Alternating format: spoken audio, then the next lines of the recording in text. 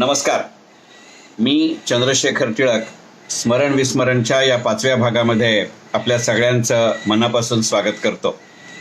स्मरण विस्मरणच्या या 5व्या भागामध्ये आज ज्या पुस्तकाची चर्चा मी आपल्याबरोबर करू इच्छितो त्या पुस्तकाचं नाव आहे रारंग ढांग. मौज प्रकाशनाने प्रकाशित केलेलं आणि प्रभाकर पेंढारकरांनी लिहिलेलं 1981 साली ज्याची पहिली आवृत्ती प्रसिद्ध झाली असं पुस्तक म्हणजे रारंग ढांग. ढांग हा शब्द आपण मराठीमध्ये फार वेगळ्या अर्थाने वापरतो. त्याच्या कोणत्याही उपयोगाविषयी किंवा वापराविषयी मला काही म्हणायचं नाही. पण या पुस्तकाच्या शीर्षकामध्ये जेव्हा ढांग हा शब्द येतो तो मराठी भाषेतला नाही, तर हिमालयाच्या अत्युच्च पातळीवरती तिथल्या स्थानिक भाषेतला शब्द आहे ढांग. आणि त्या स्थानिक भाषेतला ढांग या शब्दाचा अर्थ आहे हिमालयाचे 60, 70, 80 किंवा त्याहीपेक्षा जास्त उंचीचे असे सलग नितळ कडे म्हणजे ढांग. आणि विशेषतः अशी पर्वताचे कडे की जिथे एका बाजूला कडा आहे आणि त्याच्या दुसऱ्या बाजूला खळाळतं सतलजचं किंवा एखाद्या मोठ्या नदीचं पात्र आहे, त्याला ढांग असं म्हणतात. या कादंबरीचा जो विषय आहे ते रारंग ढांग हा अशा प्रकारचा एक उंच नितळ. बॉर्डर रोड ऑर्गनायझेशन किंवा BRO ज्या उंचीवरती आपल्या देशामध्ये अशा पद्धतीच्या रस्त्यांची निर्मिती करते, त्या उंचीवरती जगातल्या इतर कोणत्याही देशामध्ये अशा प्रकारचे रस्ते बांधले जाण्याची उदाहरणं अत्यंत तुरळक आहेत. आणि त्या दृष्टिकोनातनं हा विषय त्यावेळेला अत्यंत नवीन होता. आज स्मरण विस्मरणमध्ये हे पुस्तक घेण्याची 2 कारणं आहेत. सगळ्यात पहिल्यांदा या पुस्तकामध्ये संपूर्णपणाने तो रस्ता जेव्हा बॉर्डर रोड ऑर्गनायझेशन बांधणार असते त्याचं खरं कारण असतं की चीनी सीमारेषेवरती ज्या पद्धतीच्या हालचाली त्यावेळेला होत असतात त्या दृष्टिकोनातनं चीनी सीमारेषेवरती भारतीय लष्कराच्या दृष्टिकोनातून त्यांना आवश्यक असणाऱ्या गोष्टींची, वस्तूंची ने-आण करणं सोपं व्हावं म्हणून एका मर्यादेमध्ये, अत्यंत अल्प अशा कालमर्यादेमध्ये त्या रस्त्याची निर्मिती केली जावी असा सरकारचा प्रयत्न असतो. आणि त्या दृष्टिकोनातनं आर्मी हेडक्वार्टर्सला, बॉर्डर रोड ऑर्गनायझेशनला वारंवार सूचना येत असतात, आदेश येत असतात. आणि मग अशा अत्यल्प वेळामध्ये अशा पद्धतीचा सर्वोच्च मोठ्या पातळीचा रस्ता बांधणं हे त्यावेळेलाही खरं सांगायचं म्हणजे अडचणीचं होतं. आणि अशा पार्श्वभूमीवरती ही 180-190 पानांची कादंबरी आपल्या पुढे उलगडत जाते. आज मितीलाही अशा पद्धतीच्या वातावरणामध्ये रस्ते बांधण्या किती अडचणीचं असतं हे मी बॉर्डर रोड ऑर्गनायझेशनशी निगडीत नसलो, संबंधित नसलो तरी माझ्या निवृत्तीच्या आधीची 10 वर्ष ज्या मी नॅशनल पेन्शन सिस्टमचं काम पाहत होतो त्यामुळे आपल्या देशातल्या प्रत्येक राज्यामध्ये मी गेलेलो आहे. अशा ठिकाणची सगळ्यात मोठी अडचण जी असते ती तिथे असलेला प्राणवायूचा कमी साठा, एकंदरीतच अकल्पित होणारे लँडस्लाइड्स, यंत्रणा आणि माणसांना वारंवार जाणवणारा थकवा, त्याच्यामुळे बरोबरीनं असलेला लहरी निसर्ग आणि अत्यंत विलक्षण प्रमाणामध्ये असणारी थंडी, वेळी अवेळी उगवणारा दिवस आणि वेळी अवेळी आपल्या दृष्टिकोनातनं, मुंबईकरांसारख्या शहरी लोकांच्या दृष्टिकोनातनं वेळी अवेळी होणारा सूर्योदय आणि वेळी होणारा सूर्यास्त आणि सूर्यास्त ते सूर्योदय या काळामध्ये अत्यंत झपाट्याने वाढत जाणारी थंडी. आणि त्यामुळे तुम्ही किती काळ काम करू शकत राहाल याला एक अंगभूत मर्यादा असते. आणि त्याच्यातलाही सगळ्यात मोठा धोकादायक प्रकार असतो म्हणजे बहुतांश वेळेला अशा भागांमध्ये वर्षाच्या कुठच्याही मोसमामध्ये एक वेळी अवेळी पण अत्यंत जोराने पडणारा पाऊस. आणि त्यातनंच या लँडस्लाईडचं प्रमाण वाढत जातं. लँडस्लाईड हा प्रकार किती धोकादायक असू शकतो हे प्रत्यक्ष लँडस्लाईड होताना जरी मी अनुभवलेलं नसलं तरी इटानगरहून गुवाहाटीला परत येताना किंवा गँगटॉकहून बागडोगरावर परत येताना किंवा ऐझवाल शहरातनं ऐझवालच्या लिपेंग एअरपोर्टवरती येताना काही वेळेला लँडस्लाईड झाल्यानंतरच्या पुढच्याच अर्धा-पाऊण तासामध्ये अशा रस्त्यांना भेट देण्याची किंवा तिथनं प्रवास करण्याची वेळ माझ्यावरती आलेली आहे. आणि अशा इतक्या छोट्या नोटीसवरती ही बॉर्डर रोड ऑर्गनायझेशन कशा पद्धतीचं काम करतं हे वारंवार गेल्या काही 10 वर्षांमध्ये मी अनुभवलेलं आहे. आणि त्यामुळे आत्ता चीनी गलवान परिस्थितीमध्ये ज्या वेळेला चीनच्या माध्यमातून बांधले जाणारे रस्ते आणि भारताच्या माध्यमातून बांधले जाणारे रस्ते यांची जेव्हा चर्चा आपल्या देशामध्ये वारंवार होत राहते त्यावेळेला माझ्या मनामध्ये आलं की रारंग ढांग या पुस्तकाची माझ्या स्मरण विस्मरण या भागामध्ये चर्चा करावी. आपल्या सगळ्यांना माहिती आहे की माझ्या मुळातच स्मरण विस्मरणचा हा 5वा भाग आहे आणि या उपक्रमामागची माझी कल्पना अशी आहे की जी पुस्तकं एका विशिष्ट वयामध्ये, विशिष्ट परिस्थितीमध्ये, विशिष्ट काळामध्ये केवळ त्या वयाचा किंवा त्या काळाचा भाग असं नव्हे तर त्या पुस्तकाचं निर्मिती मूल्य, त्या पुस्तकाचं साहित्य मूल्य म्हणून आपल्या स्मरणामध्ये राहतात, आपल्या स्मरणशक्तीचा ती अविभाज्य भाग होतात. पण काही काळाच्या टप्प्यावरती ते विस्मरणामध्ये जातात, पण ते चुकीचं असतं. ती स्मरणामध्ये ठेवली पाहिजेत. अशा पुस्तकाची मर्यादित वेळेमध्ये चर्चा या स्मरण आणि विस्मरणच्या भागामागचा किंवा उपक्रमामागचा उद्देश आहे. याच्या पहिल्या 4 भागामध्ये आपण थँक्यू मिस्टर ग्लाड, सीमेवरून परत जा, टिकली एवढं तळं आणि माझा प्रवास या पुस्तकांची चर्चा केली. आणि त्याच उपक्रमाचा किंवा त्याच मालिकेचा पुढचा भाग म्हणजे आजचं पुस्तक प्रभाकर पेंढारकरांचं रारंगढांग. मी मगाशी म्हटलं तसं बॉर्डर रोड ऑर्गनायझेशननी अत्यल्प वेळेमध्ये त्या लष्करी मर्यादा सांभाळत, ती लष्करी शिस्त सांभाळत बांधलेला रस्ता आणि त्या रस्त्याच्या निमित्तानं उलगडलेल्या भावभावनांचा आणि विविध घटनांचा घटनाक्रम म्हणजे रारंगढांग ही प्रभाकर पेंढारकरांची 180-190 पानांची कादंबरी. लेफ्टनंट विश्वनाथ मेहेंदळे हा त्याचा कथानायक. खरं म्हणजे तो सिव्हिलियन मनुष्य. मुंबईला एका अत्यंत चांगल्या कंपनीमध्ये अत्यंत चांगल्या पदावरती तो नोकरीला असतो. परंतु त्याच्या मनामध्ये सतत विचार असा असतो की हे काम मला करायचं नाही, तर मला जे काम आवडतं ते काम मला करायचं आहे. आणि मग या उद्देशानं, या हेतूनं, या प्रेमानं तो मनुष्य असा अत्यंत चांगला सुखवस्तू असलेली नोकरी सोडतो आणि बॉर्डर रोड ऑर्गनायझेशनमध्ये एक इंजिनियर म्हणून जॉईन होतो. आणि आपल्याला सगळ्यांना माहिती आहे की बॉर्डर रोड ऑर्गनायझेशनमध्ये अशा पद्धतीने जरी सिव्हिलियन जॉईन झाला तरी त्याला दिल्या जाणारं पदनाम किंवा डेसिग्नेशन हे साधारणपणे मिलिटरी थाटाचं असतं. आणि त्यामुळे याचं नाव त्या कादंबरीमध्ये लेफ्टनंट विश्वनाथ मेहेंदळे असं होतं.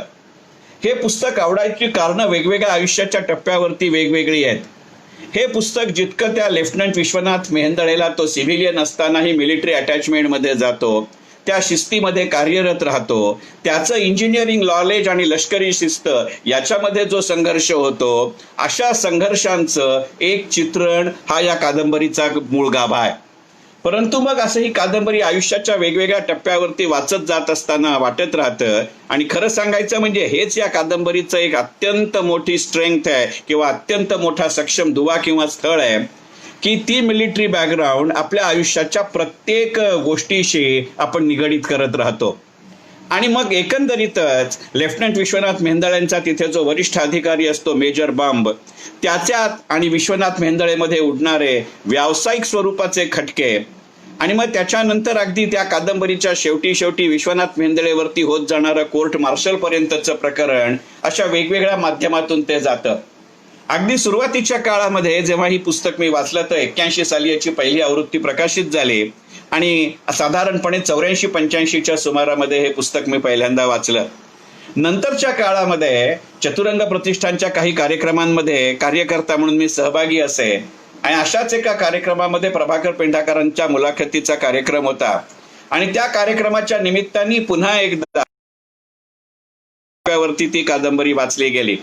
आणि मी मगाशी म्हटलं तसं ह्या 10 वर्षाच्या सततच्या प्रवासामध्ये स्पेशली या नॉर्थ ईस्ट भागांमध्ये जात असताना ह्या कादंबरीची पार्श्वभूमी जितकी प्रकर्षाने जाणवत गेली त्या जाणीवेतनं प्रचंड ओढीतनं हे पुस्तक परत वाचत गेलो.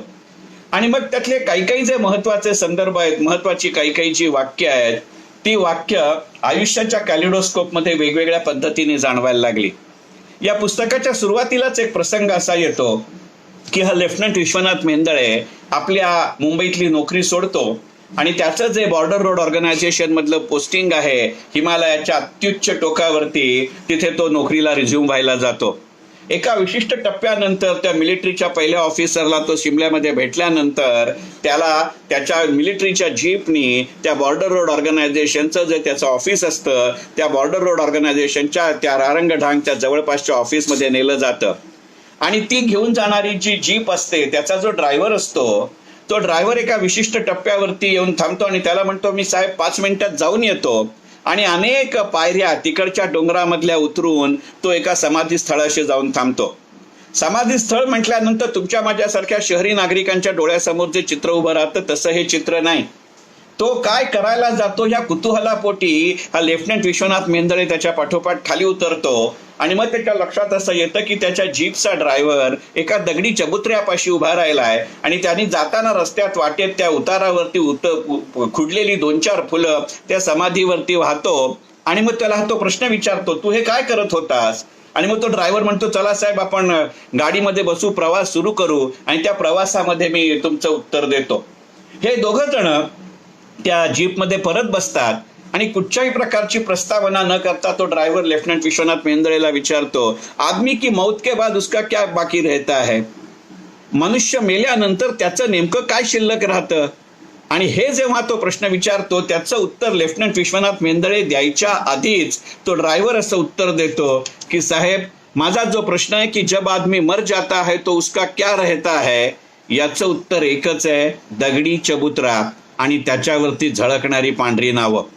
आपल्या सगळ्यांना कल्पना आहे की अशा पद्धतीची जी माणसं असं कार्यरत करत असताना मृत्युमुखी पडतात त्यांची अत्यंत छोटेखानी स्वरूपामध्ये, ज्याला आपण समाधी म्हणू, असे चबुतरे उभारले जातात आणि त्याच्यावरती मिलिटरी पद्धतीने पांढऱ्या अक्षरामध्ये नावं लिहिली जातात आणि ज्या दिवशी त्याचा मृत्यू झालेला असतो त्या मृत्यूची तारीख तिथे घातलेली असते.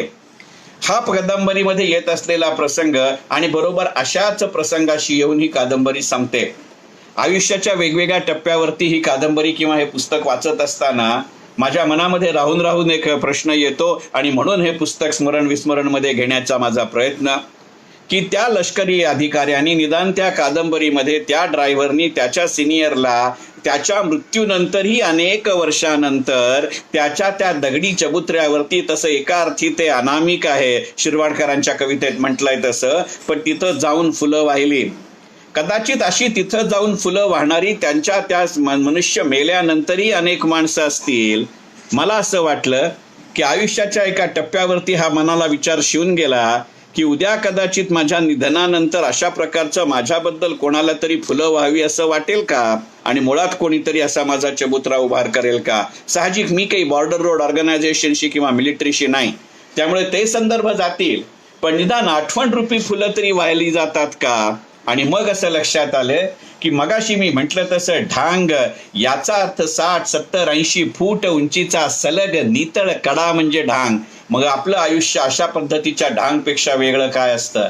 आणि या ढांगशी टक्कर घेता घेता अशा पद्धतीच्या अनेक भावनिक, शारीरिक, आर्थिक, मानसिक, सामाजिक, प्रापंचिक अडचणी हे आपल्याकडच्या प्रवासामधले जर लँडस्लाइड्स असतील तर त्याचा सामना करताना येणारा अपयश हाही एक प्रकारचा मृत्यू असतो का, आणि प्रत्यक्ष मृत्यू हा या लढाईतलं अपयश असतं का, असे अनेक प्रश्न मग ते भावनिक पातळीवरती असतील, सामाजिक पातळीवरती असतील, व्यावसायिक पातळीवरती असतील, असं उभं करण्याचं सामर्थ्य हे या रारंग ढांग या कादंबरीचं खरं यश आहे असं मला वाटतं.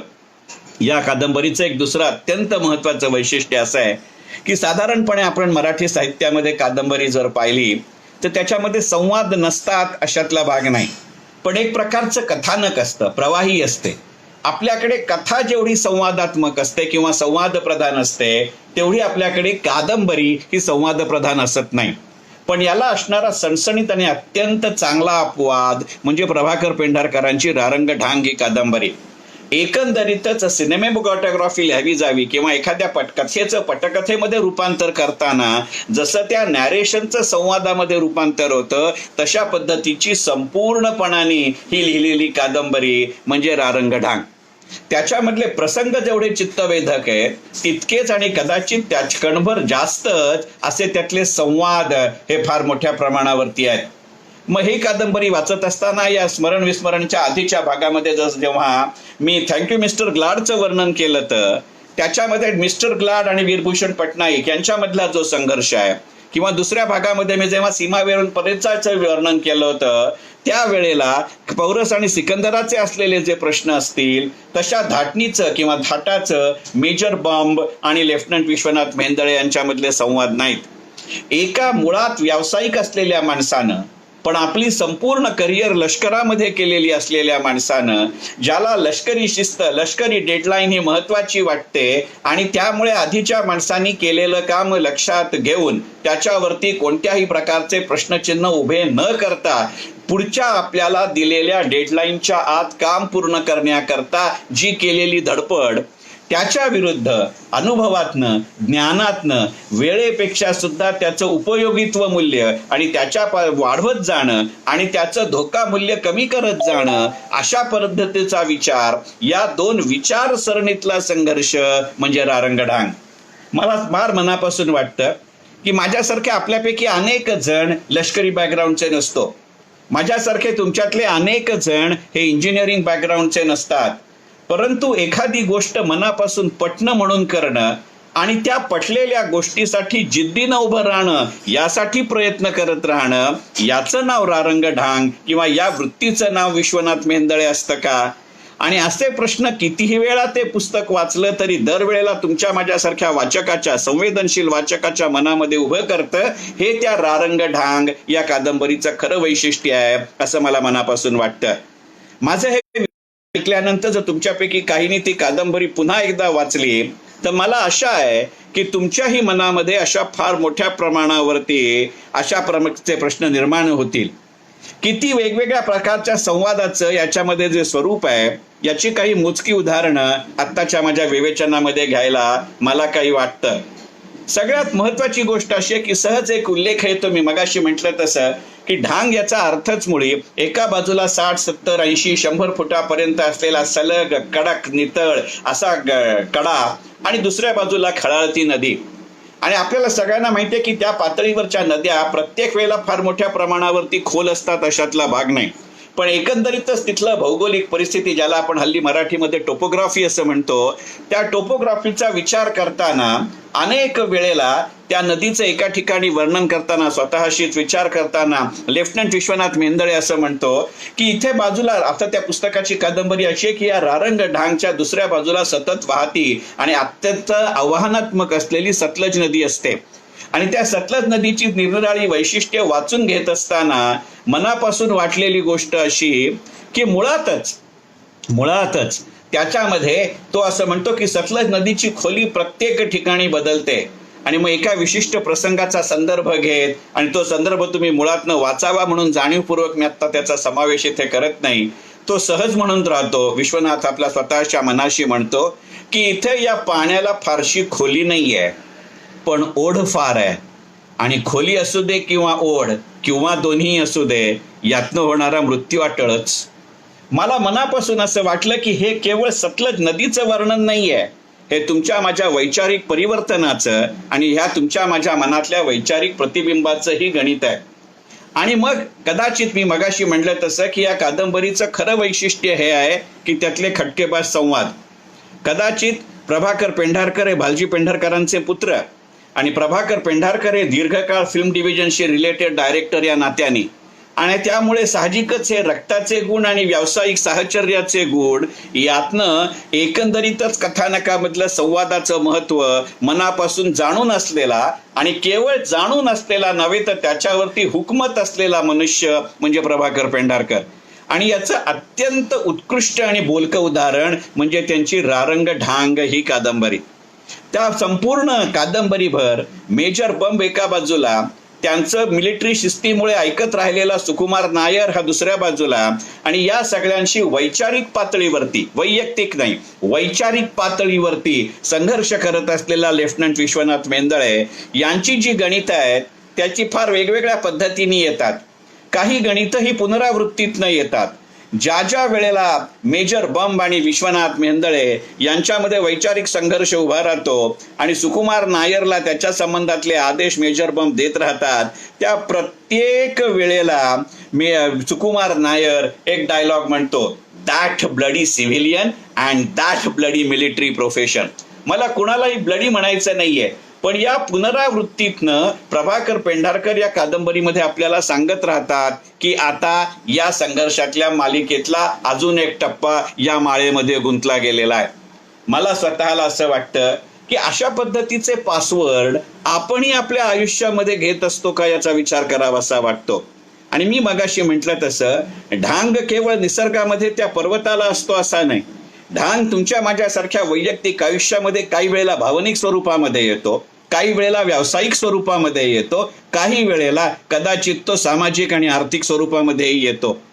आणि मग ही संपूर्ण कादंबरी वाचत असताना आणि कदाचित त्याची व्यावसायिक आयुष्याच्या वेगवेगळ्या टप्प्यावरती वाचत गेल्यामुळे असेल की काही वेळेला हे संघर्ष आपणच आपल्या अंगावरती ओढवून घेतलेले असतात का? कारण आपल्याला असं वाटत असतं की आपण फार प्रामाणिक आहोत.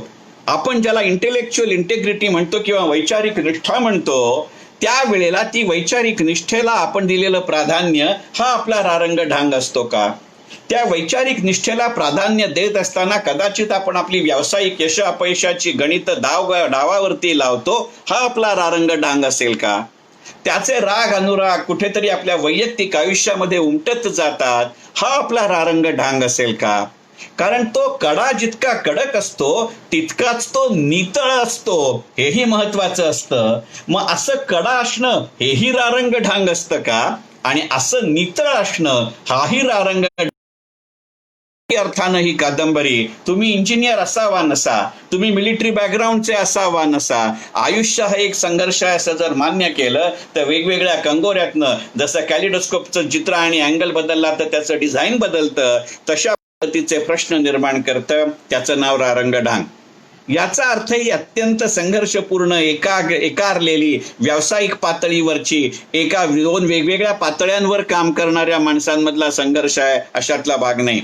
या कादंबरीचं वैशिष्ट्यच हे आहे की एका बाजूला निसर्गाची पार्श्वभूमी, दुसऱ्या बाजूला मिलिटरीची पार्श्वभूमी, तिसऱ्या बाजूला व्यावसायिक पार्श्वभूमी, असं सगळं असतानाच मानवाच्या वैयक्तिक आयुष्यामधले जे छोटे छोटे प्रसंग असतात तेही फार मोठ्या खुमारीने केले जातात.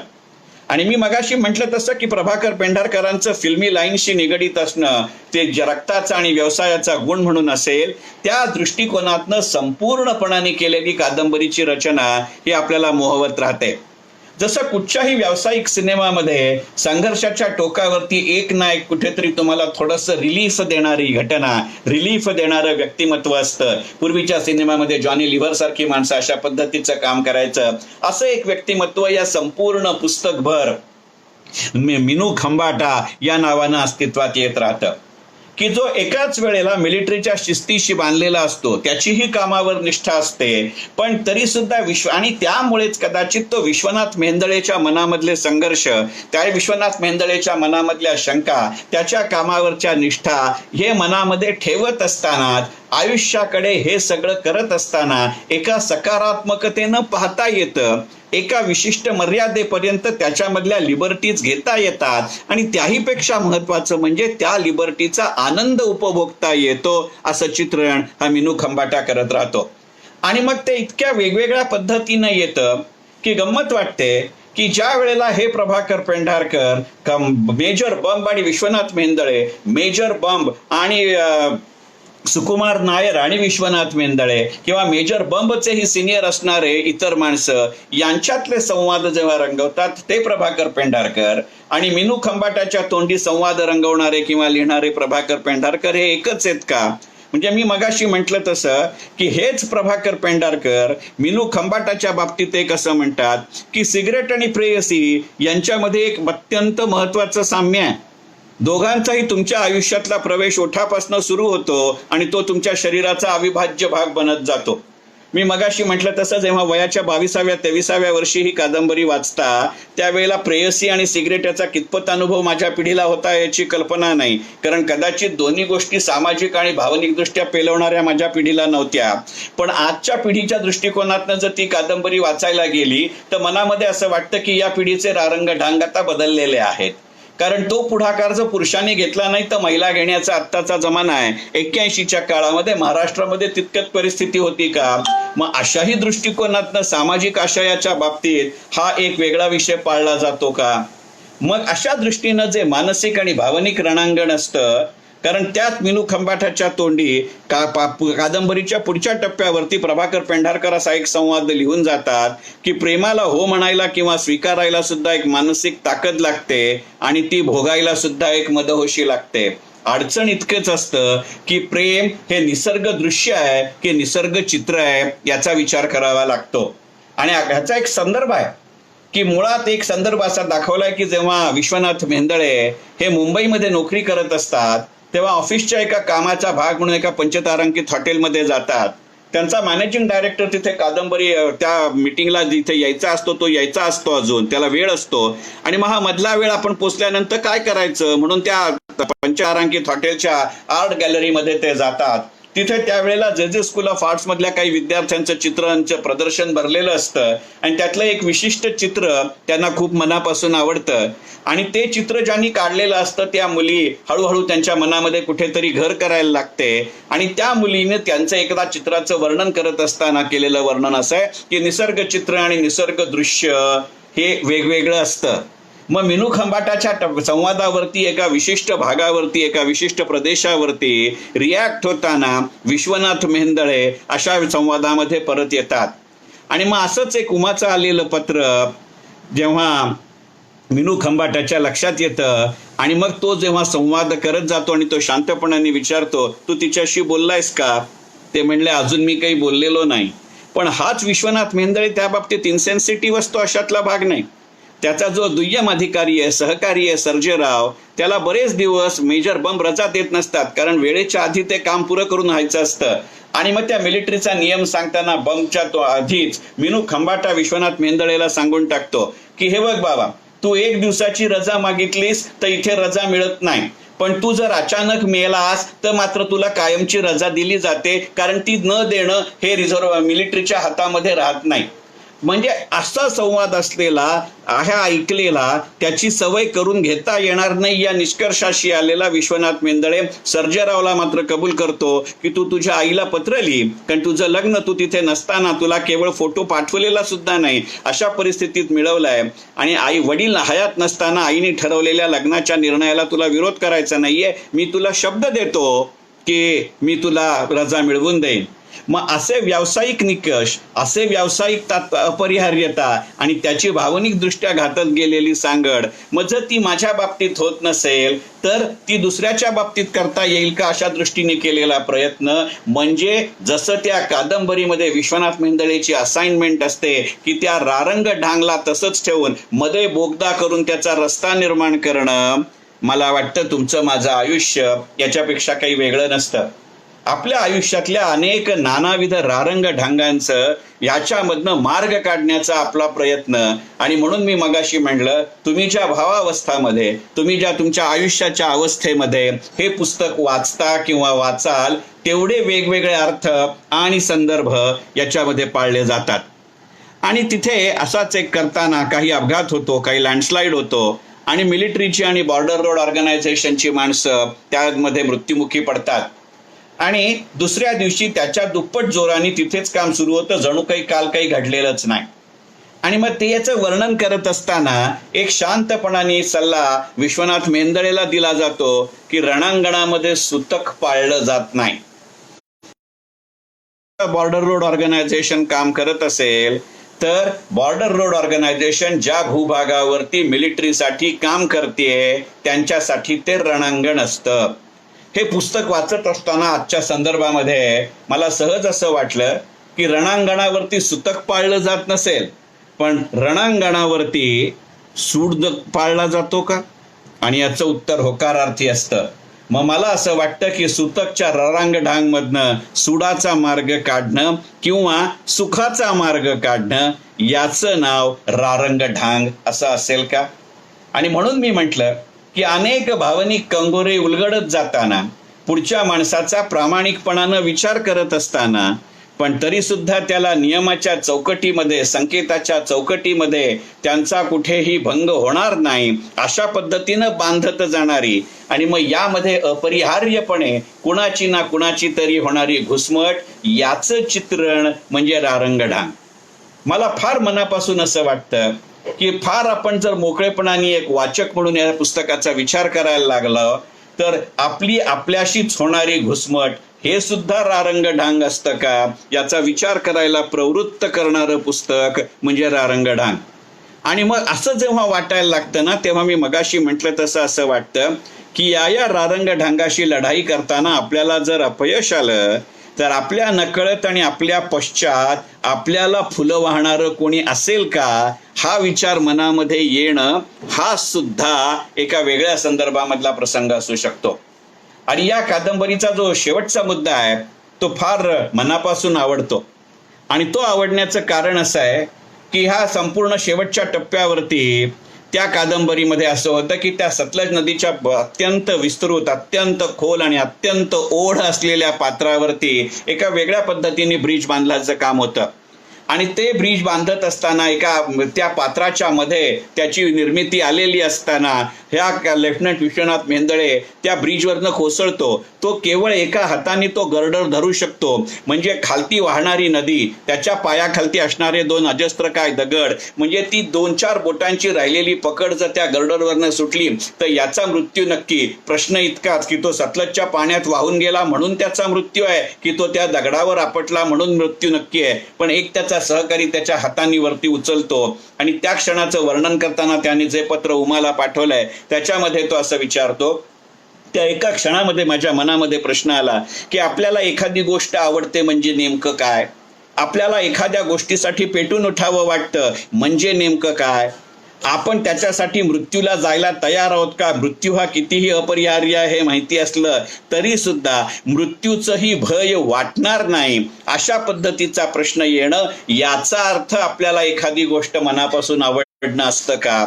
मला असं वाटतं इतका प्रत्यक्ष आणि प्रकर्षाचा मृत्यू हा कदाचित अपवादात्मक असेल, पण आपल्याही प्रत्येकाच्या आयुष्यामध्ये ज्याच्या त्याच्या वकुबानुसार, ज्याच्या त्याच्या क्षमतेनुसार आणि ज्याच्या त्याच्या प्रारब्धानुसार हे प्रश्न पडत राहतात. कारण असं कुठेतरी झोकून देऊन काम करणं हा तुमच्या माझ्यासारख्या सर्वसामान्यांचा गुण असतो. ही वृत्ती रारंगढांग नसते, ती परिस्थिती रारंगढांग असते आणि आपली वृत्ती ही त्या रारंगढांगमधनं जाणारी एक अत्यंत महत्वाची गोष्ट असते. आणि या पुस्तकाच्या शेवटी येणारा एक प्रसंग असा आहे की काही कारणांमुळे अगदी पहिल्यापासून त्या रारंगढांगमध्ये जो रस्ता डिटॅचमेंट 3 झोन असं त्याचं वर्णन केलेलं आहे त्या कादंबरीमध्ये, ती बांधायची जबाबदारी मेजर बंब हे लेफ्टनंट विश्वनाथ मेंदळ्यांवरती सोपवतात. त्यांना आपल्या इंजिनिअरिंग ज्ञानाचा काही एक म्हणा अंदाज असतो म्हणा किंवा त्याच्याबद्दल खात्री असते म्हणा. ते शांतपणाने त्यांना असं म्हणतात, त्यांना अशी शंका येते की आपण इथनं रस्ता काढू हे नक्की, याच्यावरनं काय सायकली जाणार नाहीयेत किंवा 2 व्हीलर्स जाणार नाहीयेत, तर मिलिटरीचे भरलेले खूप मोठे ट्रक जाणार आहेत. मग मधला जो बोगदा झालाय की वरती तो पूर्णपणाने ढांग आहे, तो कडा आहे आणि खालनं तो रस्ता जातोय, पुन्हा त्याच्या खालती थोडा पर्वत आहे आणि दुसऱ्या बाजूला पूर्ण भराने वाहणारी नदी आहे. तर अशी वाहतूक मोठ्या प्रमाणावर आणि सातत्याने सुरू झाल्यानंतर रारंगढांगचा हा जो मधला अधांतरी भाग आहे तो हे प्रेशर करू शकेल का? मग वरती जो कड्याचा भाग आहे, ढांगचा भाग आहे, तो जर खाली रस्त्यावरती कोसळला तर काय होईल? आणि म्हणून मग ते तिथलं ज्याला आपण सॉइल टेस्टिंग म्हणतो अशा पद्धतीचा विचार करतात. परंतु त्या वेळेच्या मर्यादेमध्ये बसणार नाही. आधीच्या लोकांनी काम केलंय त्यामुळे तुम्ही आखून दिलेल्या रस्त्यानुसार काम करत जा असं मेजर बंब त्याला आदेश देतात. लेफ्टनंट विश्वनाथ मेंदळे यांना हे काही पटत नाही आणि ते बंबना सरपास करून वरती आपणून जातात. मिलिटरी शिस्तीमध्ये, कॉर्पोरेट शिस्तीमध्ये ते बंबना रिपोर्ट होतं. साहजिक बंबना ते आवडत नाही. परंतु अगदी रस्ता शेवटच्या टप्प्यावरती आला आणि मिलिटरीचे अधिकारी येऊन पाहणी करणार आणि तिथनं तो बंब त्या ट्रक्सची आणि त्या सैन्याची वाहतूक नेणार असा वेळ येतं आणि त्याच्या 2 दिवस आधी जी भीती होती, ज्या भागामध्ये होऊ शकतं असं विश्वनाथ मेंदळेला वाटत असतं, बरोबर तोच भाग त्या पुलाचा, त्या बोगद्याचा कोसळतो आणि त्याच्यामध्ये तो मी मगाशी उल्लेख केलेला सर्जेराव आणि त्याच्यासाठी आलेले भाडोत्री कामगार किंवा कॉन्ट्रॅक्ट लेबर हे मृत्यू पावतात. त्यामुळे साहजिक त्या क्षणाला मिलिटरीचे ट्रक तिथनं जाऊ शकत नाहीत. त्यामुळे त्यांना डायव्हर्जन दिलं जातं. त्याच्या परिस्थितीमध्ये मेजर बंब न विचारता आपल्या पूर्णपणाने इंटेलिजन्सवरती अवलंबून राहून आणि पूर्णपणाने त्याच्या संबंधामधलं काम स्वतःच्या जबाबदारीवरती आणि हिमतीवरती लेफ्टनंट विश्वनाथ मेंदळे तिथे करून घेतात. मला स्वतःला हे पाहत असताना उरी द सर्जिकल स्ट्राईक मधले शेवटच्या क्षणाला घेतलेले निर्णय हे अनुभवायला येतात. पण साहजिक हे पुस्तक लिहिलं तेव्हा मात्र उरी द सर्जिकल स्ट्राईक हे झालेलं नव्हतं आणि प्रत्यक्षातला तो सर्जिकल स्ट्राईक हे झालेला नव्हता. परंतु कसं एक प्रकारचं रिफ्लेक्शन आजच्या काळामध्ये ते जाणवतं अशा पद्धतीचा तो प्रसंग आहे. आणि मग त्याच्यावरती मेजर बंब यांना इव्हन अदरवाईज काही ना काहीतरी कारवाई करायची असते तर ते कोर्ट मार्शल त्याच्या अगेन्स्ट करतात. कारण बॉर्डर रोड ऑर्गनायझेशन हे मिलिटरीच्या मंदात येतं. मेजर बंब यांचं म्हणणं असं असतं की आमची परवानगी न घेता मिलिटरीचं साहित्य त्यांनी केलेल्या या रिपेअर्समध्ये वापरलं गेलेलं आहे. याची कल्पना करा की आजच्या संदर्भामध्ये आपल्याला कोर्ट मार्शल हा शब्द माहिती झालाय. कदाचित मुक्ता बर्वेच्या कोडमंत्र सारख्या नाटकामुळे असेल, किंवा आमच्या डोंबिवलीचा संकेत ओक आणि अजय पुरकरांचं जे नाटक आलं होतं ऑपरेशन जटायू आहे त्यामुळे असेल, किंवा ह्या दोन्हीचाही मूळ पाया जी गुजराती एकांकिका आहे ती पाहिल्यामुळे किंवा वाचनात आल्यामुळे आपल्या लक्षात असेल. पण 80-81 साली मराठी वाचकाला कोर्ट मार्शल या प्रकाराची इतकी सवय नव्हती.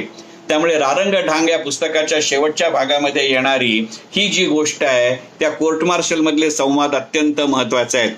आणि मग त्याचे जे कोर्ट मार्शल घडवून आणणारी जी सगळी जज मंडळी असतात ती शेवटच्या क्षणाला असं निर्णय घेतात की जिथे अशा पद्धतीची पूर्व परवानगी न घेता पण मिलिटरीचं सामान वापरून विश्वनाथ मेंदळे यांनी जे काम केलंय ते आपण प्रत्यक्ष पाहून घेऊ आणि मग निर्णय घेऊ. आणि मग त्याबद्दलचा निर्णय देताना ते त्याला निर्दोष मुक्त करतात. पण त्याच वेळेला त्याचा 3 वर्षाचा जो बॉर्डर रोड ऑर्गनायझेशन बरोबरचा बॉन्ड आहे तो 1 वर्षात पूर्ण करून त्याला नोकरी सोडून देऊन जायला सांगतात. असा सुखात्म शेवट साधारणपणे आपल्या आयुष्याच्या रारंग ढांगमध्ये होत नाही. परंतु तो एक सुखात्म शेवट त्या कादंबरीमध्ये जरूर वाचायला आवडतो. आणि हे कादंबरी आवडायचं किंवा स्मरण विस्मरणमध्ये घ्यायचं एक मनापासूनचं कारण म्हणजे या पुस्तकाच्या सुरुवातीला जी प्रभाकर पेंढारकरांनी प्रस्तावना किंवा मनोगत लिहिले त्याच्या शेवटच्या परिच्छेदामध्ये केलेला उल्लेख. मी मगाशी म्हटलं तसं रारंग ढांग ही कादंबरी मौज प्रकाशनाने प्रकाशित केली आणि मौज प्रकाशनाचे सर्वेसर्वा श्रीपू भागवत यांनी या पुस्तकाचं हस्तलिखित वाचल्यानंतर त्यांना प्रभाकर पेंढारकरांना एक सूचना केली की हे कथानक चांगलं आहे, पण तुम्ही आत्मनिवेदनात लिहायच्या ऐवजी आपण त्रयस्थ व्यक्तीच्या भूमिकेतनं हे पुस्तक लिहिलं तर. प्रभाकर पेंढारकर असं म्हणले की हा बदल मला असं वाटलं की खूप सोपा आहे आणि म्हणून मी हो म्हटलं. पण हा बदल स्वीकारल्यानंतर माझ्या असं लक्षात आलं की पात्र बदलतायत, प्रसंग बदलतायत आणि सगळ्यात महत्वाचं म्हणजे कथानकाचा ओघ बदलतोय. हे जेव्हा मी सारखं ज्या वेळेला हे पुस्तक वाचतो त्या वेळेला माझ्या मनामधला हा प्रश्न असतो की आपण आपल्या आयुष्याकडे आत्मनिवेदनातनं बघण्यापेक्षा त्रयस्थ भूमिकेतनं बघणं हाच एक रारंग ढांग असतो का? आणि मग असा रारंग ढांग पार करणं हे फारच पहिल्यापासून आणि मनापासून आपल्या आयुष्यातला बोगदा होतो का? आणि मग असा रारंग ढांग मध्ये आपल्या आयुष्यातला बोगदा खोदत असताना आपण जर मुळातली सॉइल स्ट्रेंथ, मग ती इमोशनल असेल, ती इंटेलेक्च्युअल असेल, ती इकॉनॉमिकल असेल, ती फॅमिली बॅकग्राऊंडची असेल, ती सोशल बॅकग्राऊंडची असेल, ती बाकीच्या सिनेरियोची असेल, असे जर सॉफ्ट सॉइल्स आपण लक्षात घेतले नाहीत तर रारंग ढांग जरी कोसळला नाही तरी आपण निर्माण केलेला बोगदा कोसळू शकतो का? आणि मग अशाही जर आशयाने विचार केला तर मला वाटतं की रारंग ढांगचं एका शब्दात जर वर्णन करायचं झालं तर श्रीपू भागवतांनी प्रभाकर पेंढारकरांना दिलेला सल्लाच आहे की एकंदरीतच आपण आपल्या आयुष्याकडे आत्मनिवेदनातनं पाहण्याऐवजी जर त्रयस्थ भूमिकेतनं पाहिलं तर ढांग कडा म्हणून जरी शिल्लक राहिला तरी त्याची नितळताही आपल्याला अनुभवता येईल का असा विचार करायला एका भावनिक पातळीवरती आज चिनी युद्धाची हालचाल आपल्या गलवान सीमा रेषेवरती होत असताना बॉर्डर रोड ऑर्गनायझेशन करत असलेल्या कामाच्या महत्वाची निर्मिती, त्याच वेळेला एकंदरीतच पाकिस्तान, अफगाणिस्तान यांच्या सहकार्यानं चीन त्या भागामध्ये निर्माण करत असलेल्या रस्त्यांची निर्मिती आणि त्याला तातडीनं उत्तर देण्यासाठी आपल्या देशाला कराव्या लागलेल्या निर्मिती मूल्यांची महत्तता या निकषांचा जर विचार केला तर रारंग ढांग एक मिलिटरी स्ट्रॅटेजी म्हणून, रारंग ढांग एक मिलिटरीला कराव्या लागणाऱ्या कामाची महती म्हणून आणि रारंग ढांग तुमच्या माझ्यासारखा एक सुजाण आणि संवेदनशील नागरिक म्हणूनही आपल्याला समृद्ध करत राहील याविषयी माझ्या मनामध्ये कोणतीही शंका नाही. आणि म्हणूनच या दृष्टिकोनातनं आणि या तात्कालिक आणि सार्वकालिक अशा पार्श्वभूमीवरती रारंग ढांग ही कादंबरी तुमच्यासारख्या जाणकार वाचकांसमोर आणि जाणकार श्रोत्यांसमोर मर्यादित वेळेमध्ये उलगडावी या दृष्टिकोनातनं स्मरण विस्मरणचा हा 5वा भाग मी आपल्या सगळ्यांसमोर सादर करतो आणि आपली रजा घेतो. मनःपूर्वक धन्यवाद.